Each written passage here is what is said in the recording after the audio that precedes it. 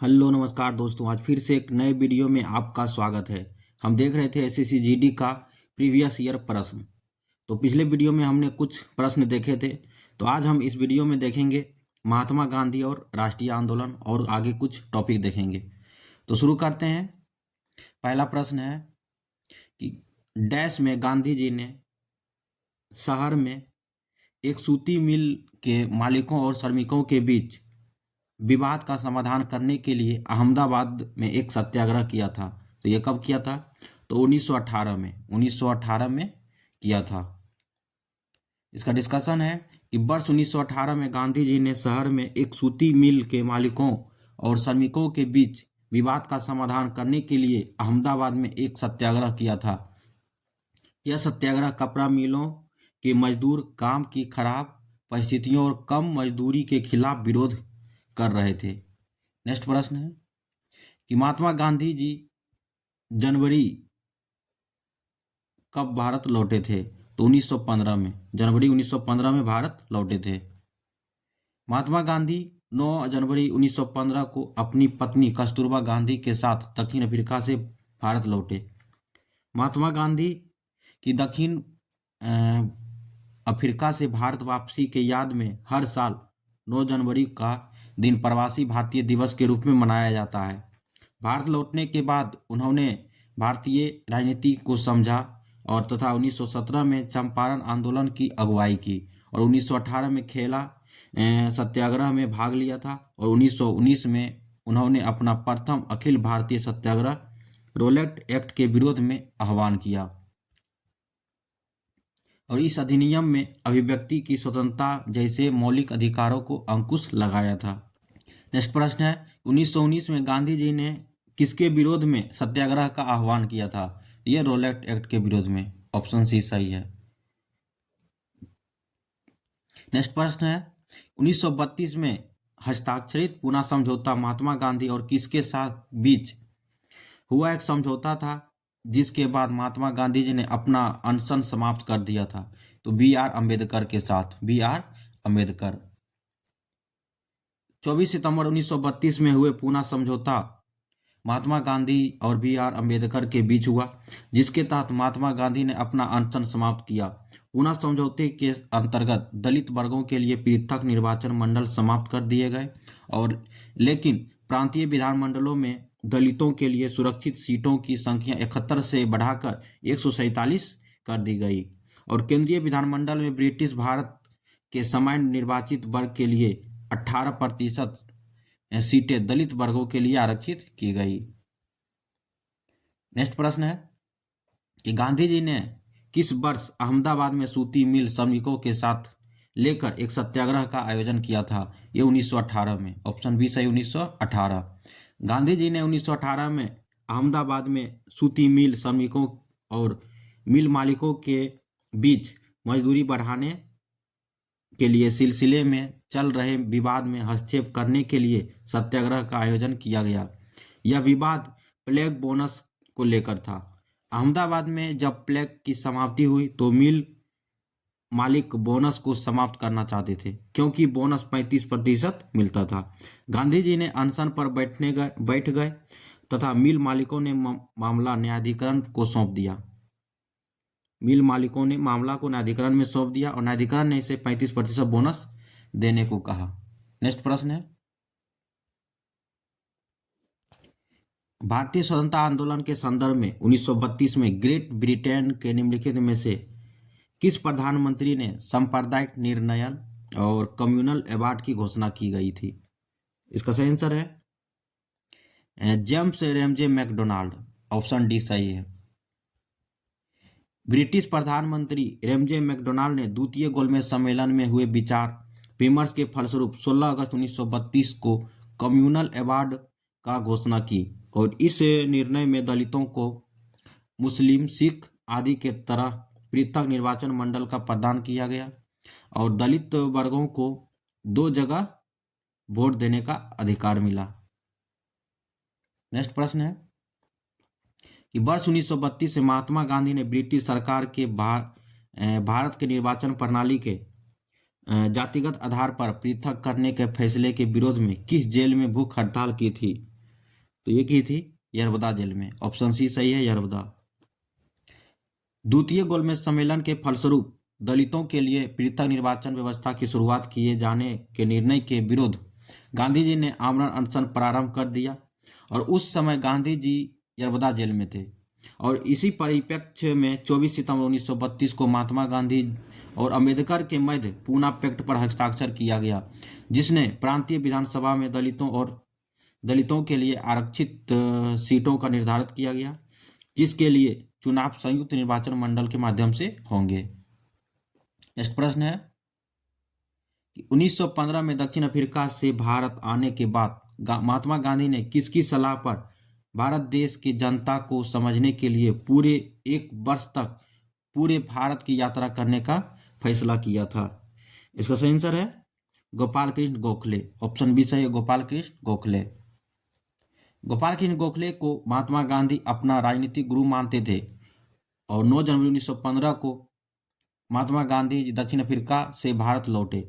गोखले की सलाह पर उन्होंने भारतीय राजनीतिक व्यवस्था में त्वरित प्रतिक्रिया देने का स्थान पर पहले देश के जनता और तत्कालिक परिस्थितियों को समझने के लिए पूरे एक वर्ष तक पूरे देश में भ्रमण करने का फैसला किया था। नेक्स्ट प्रश्न है कि 1932 में महात्मा गांधी और किसके बीच पूना पैक्ट हस्ताक्षर हुए थे? पूना पैक्ट पर हस्ताक्षर हुए थे तो बी आर अम्बेडकर के बीच। ऑप्शन डी सही है। द्वितीय गोलमेज सम्मेलन में हुए विचार विमर्श के पश्चात ब्रिटिश प्रधानमंत्री रेमजे मैकडोनाल्ड ने कम्युनल अवार्ड की घोषणा कर दी और इसके दलितों के लिए पृथक निर्वाचन मंडल की व्यवस्था कर दी गई थी और गांधी जी ने इसके विरुद्ध पूना के यरबदा जेल में आमरण अनशन पर प्रारंभ कर दिया और फलस्वरूप 24 सितंबर 1932 को डॉक्टर राजेंद्र प्रसाद, पुरुषोत्तम दास टंडन और राजगोपालाचारी और M.R. जयकर, मदन मोहन मालवीय के प्रयास से गांधी जी और बी आर अम्बेडकर जी के मध्य ऐतिहासिक पूना समझौता संपन्न हुआ। इसके संयुक्त हिंदू निर्वाचन व्यवस्था के अंतर्गत दलितों के लिए स्थान आरक्षित रखने की सहमति बनी थी। नेक्स्ट प्रश्न है कि निम्नलिखित में से किस राष्ट्रीय आंदोलन में पहली बार बड़े पैमाने पर महिलाओं को भागीदारी दी गई थी? ये सविनय अवज्ञा आंदोलन में। सविनय अवज्ञा आंदोलन महात्मा गांधी के नेतृत्व में 78 अनुयायियों के साथ साबरमती दांडी मार्च तक 12 मार्च से 6 अप्रैल 1930 तक नमक कानून को तोड़ने के साथ प्रारंभ हुआ। इस आंदोलन में पहली बार महिलाओं ने बड़े पैमाने पर भागीदारी की और इसी आंदोलन के समय सरोजिनी नायडू ने बम्बई के निकट धरासना नामक स्थल पर धावे के नेतृत्व किया और सविनय अवज्ञा आंदोलन के दौरान पत्रकार बेब मिलर ने पत्रकारिता के माध्यम से घटनाओं को अंतर्राष्ट्रीयकरण कर भारत के पक्ष में सहानुभूति जुटाने में मदद की थी। नेक्स्ट प्रश्न है भारत में स्वदेशी आंदोलन के दौरान स्वराज ध्वज किसने डिजाइन किया था? यह किया था महात्मा गांधी ने। ऑप्शन डी सही है, महात्मा गांधी जी। सबसे पहले स्वराज ध्वज का पेशकश 1921 में महात्मा गांधी जी ने की थी। गांधी जी ने 2 रंग के झंडे को राष्ट्रीय ध्वज बनाने की बात की। इस ध्वज को पिंगली वेंकैया ने डिजाइन किया और 2 रंगों में लाल रंग हिंदू का और हरा रंग मुस्लिम समुदाय के प्रतिनिधित्व करता था। बीच में गांधी जी का चरखा था जो इस बात का प्रमाण था कि भारत का झंडा अपने देश में बने कपड़े से बना है। इसके बाद आंदोलन के अंतर्गत खिलाफत आंदोलन में 3 रंगों के स्वराज झंडे का प्रयोग किया गया था और बाद में कांग्रेस ने 1931 में स्वराज झंडे को ही राष्ट्रीय ध्वज को स्वीकृति दी थी। नेक्स्ट प्रश्न है 1930 में दूसरे गोलमेज सम्मेलन में बी आर अम्बेडकर ने क्या मांग की थी? ये मांग की थी दलितों के लिए पृथक निर्वाचन मंडल। ऑप्शन सी सही है। द्वितीय गोलमेज सम्मेलन 7 सितंबर 1931 ईस्वी से 1 दिसंबर 1931 के मध्य लंदन में आयोजित किया गया था और यह सम्मेलन सांप्रदायिक प्रतिनिधित्व के कारण असफल रहा और इस सम्मेलन में डॉक्टर अम्बेडकर ने दलित वर्गों के लिए पृथक निर्वाचन मंडल की मांग की थी।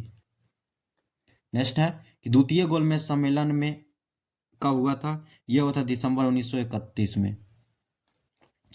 द्वितीय गोलमेज सम्मेलन 7 सितंबर 1931 को शुरू हुआ था और दिसंबर 1931 को समाप्त हुआ था। यह सम्मेलन सेंट जेम्स पैलेस लंदन में हुआ।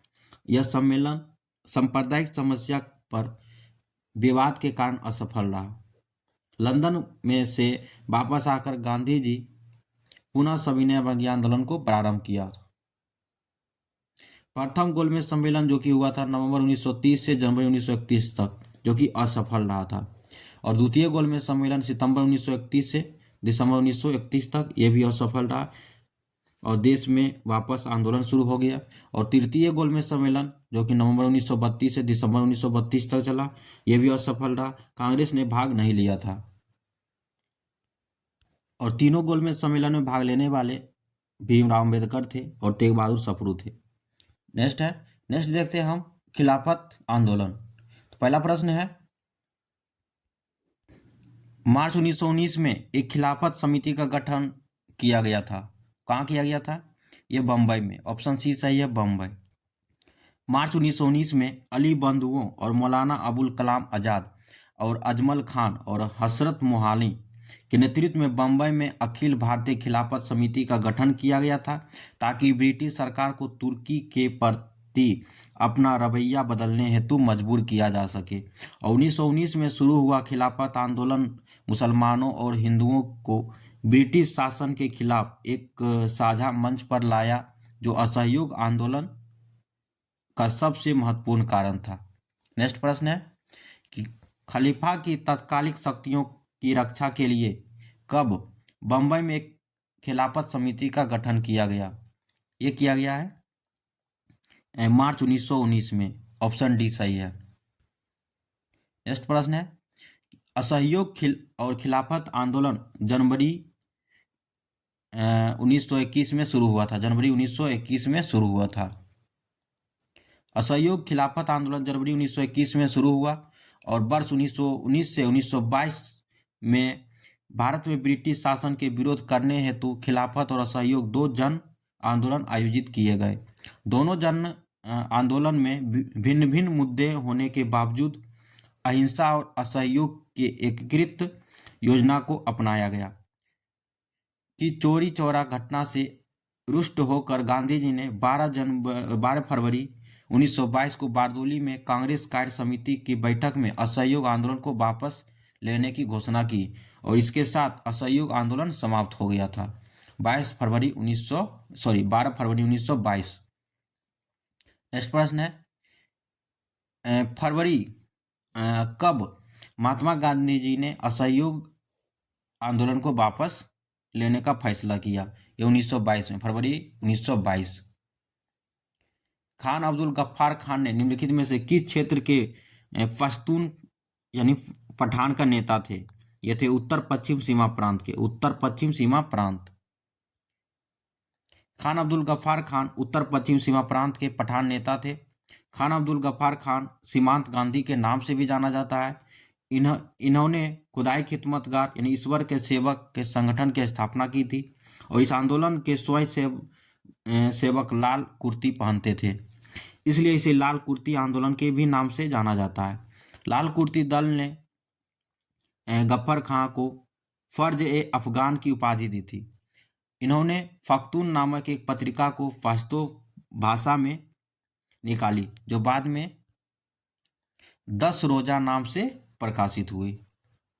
अगला प्रश्न है, औपनिवेशिक भारत में अंग्रेजी शासन के विरुद्ध अपनी सक्रियता के लिए प्रसिद्ध एक प्रमुख पख्तून अहिंसक आंदोलन खुदाई खिदमतगार के संस्थापक निम्नलिखित में से कौन थे? तो खान अब्दुल गफ्फार खान थे। ऑप्शन डी सही है, खान अब्दुल गफ्फार खान।